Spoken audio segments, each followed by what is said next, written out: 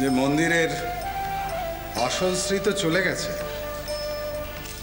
ও কথা বলতে নেই বাবা, জগন্মাতা এখানে প্রতিষ্ঠিতা। জানি না মা, সাড়া তো পাইনি। সে কি, তুমি কি নিরীশ্বর হয়ে পড়লে? মায়ের মন্দিরে দাঁড়িয়ে তুমি মায়ের সাড়া পাও না? নিরীশ্বর হয়নি মা, তবু কেমন যেন মায়ের সাড়া পাই না। যদি এই মন্দিরে মায়ের সাড়া থাকতো তাহলে কি এমন ঘটনা ঘটতো? কি ঘটেছে? আপনি কামারপুকুরের ঘটনা জানেন? কি হয়েছে সেখানে? ছোট ভট্টাচার্যের কিছু? হ্যাঁ মা, তারই। কোনো বিপদ? আগে না, বিপদ নয়, তবে তাকে নিয়ে যেটা ঘটতে চলেছে সেটা পৃথিবীর আবর্তনকে ঘুরিয়ে দেবার চেষ্টা বললেও কম বলা হবে। বলা যায় না মা, কাল হয়তো আকাশে সূর্য পশ্চিম দিকে উঠতে পারে, হয়তো ভাগীরথীর সমস্ত জল শুকিয়ে যেতে পারে।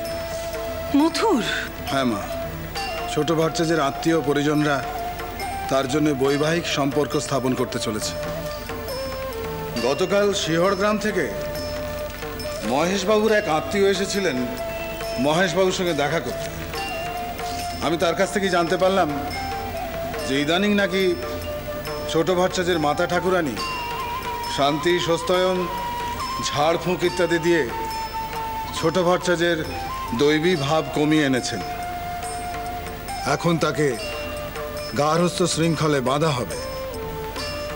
এই জন্যই মা আমি ছোট ভট্টাচার্যের কামারপুকুর ফিরে যাওয়ার ব্যাপারে অত্যন্ত আপত্তি করেছিলাম, কিন্তু সেদিন আপনি আমার কথা শোনেননি।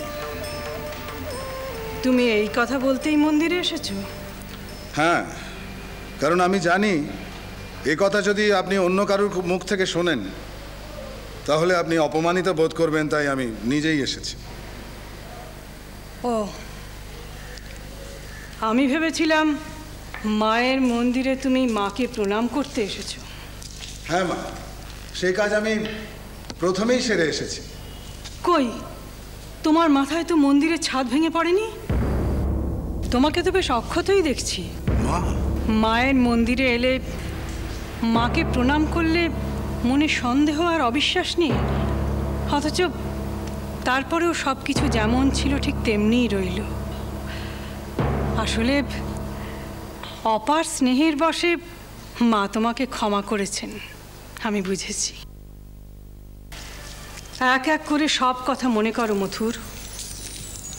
মন্দিরের পুজোর কাজে ছোট ভট্টাচার্যের বহাল তো তোমার হাত দিয়ে শুরু। বড় ভট্টাচার্য রামকুমার চাটুর্য মশাইয়ের পেছন পেছন যেদিনও প্রথম মন্দিরে এসেছিল সেদিন তুমিই তো ওকে আবিষ্কার করেছিলে। তারপর ওর হাতে গড়া মাটির শিবমূর্তি দেখে তুমি ভোলা মহেশ্বরের যে রূপ দেখেছিলে তুমি নিজেই বলেছ সে রূপ তুমি শিব মহিমা ছাড়া আর কোথাও দেখতে পাওনি।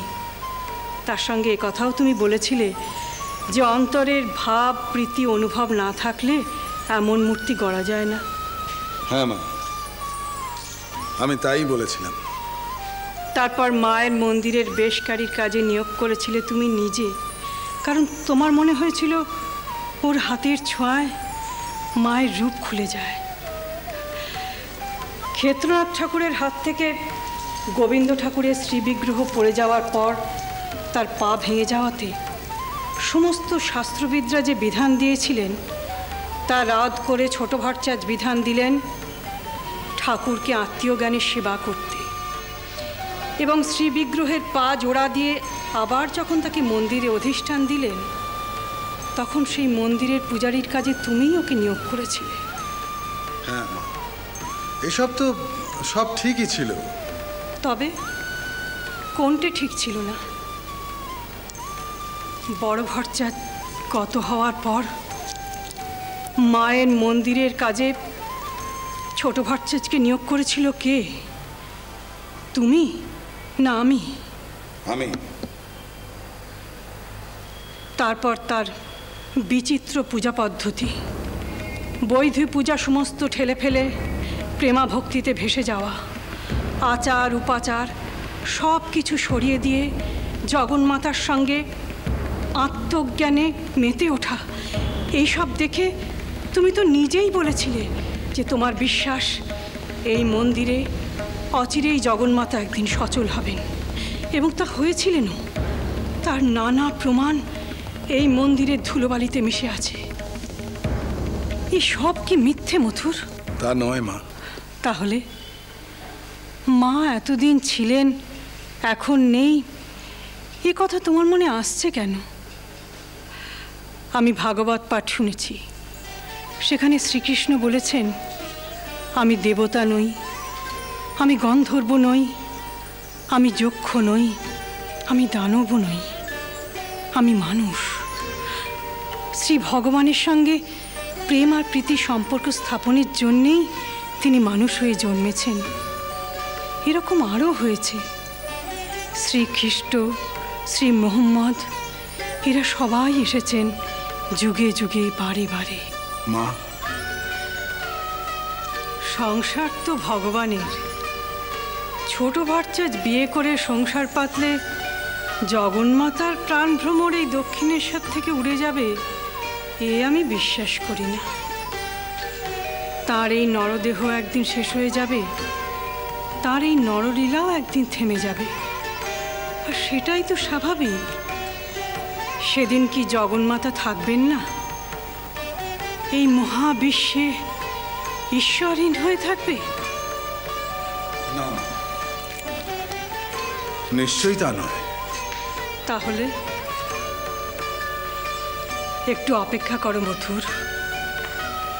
ভগবানের লীলা এত সহজে শেষ হবার নয়।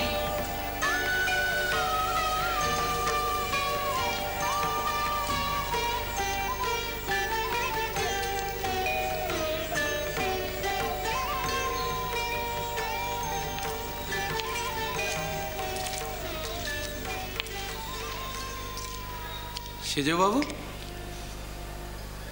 ছোট ভট্টাচ ঘর সংসার করবে, আর আসবে না। রানীমাও তাই চান। পুঁতে দিন, একদম পুঁতে দিন ওই কামার পুকুরের মাটিতে। ভালো করে ঘর গেরস্থালে বসিয়ে দিন, আর যাতে এমুখো না হন। আর সেজে বাবু, ওই খান কয়েক গরু টরু কিনে পাঠান। হ্যাঁ, ওই পশ্চিমের লোকেরা বলে জরু গরু।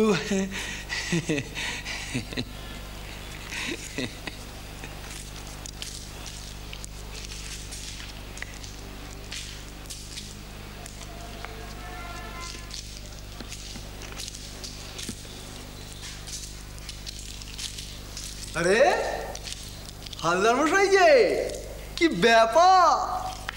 সাত সকালে কি মনে করে সারা দিনটা চটকাতে দেখা দিলেন? সেজবাবুর পেছনে পেছনে এলেন বুঝি? তেনার ফিটন গাড়িতে চেপে, নাকি সঙ্গে সঙ্গে দৌড়ে? এই যাও তো, যাও, মেলা বকো না, যা যা। অনেক কাল পরে এলেন হালদার। তা আপনার শরীর টরির ভালো আছে তো? ঘন্টা নাড়ার কাজে কমে কেমন আমদানি টামদানি হচ্ছে কে? তোমার গদাই ভগবান বিয়ে করতে চলেছে গো। নথ পড়া বউ আসবে, তোমার মামিমা। মন্ত্র পড়ে বিয়ে হবে। যদি দং হৃদয়ং তব তদিদং হৃদয়ং মম। একে বলে বিয়ে পাগল দশা।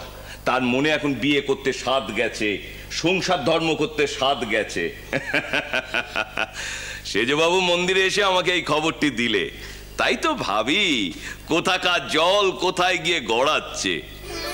কোণের সিঁথিতে সিঁদুর লেপেছে, ঠাকুর নতুন বউয়ের সাথে মিষ্টি মিষ্টি কথা কইছে।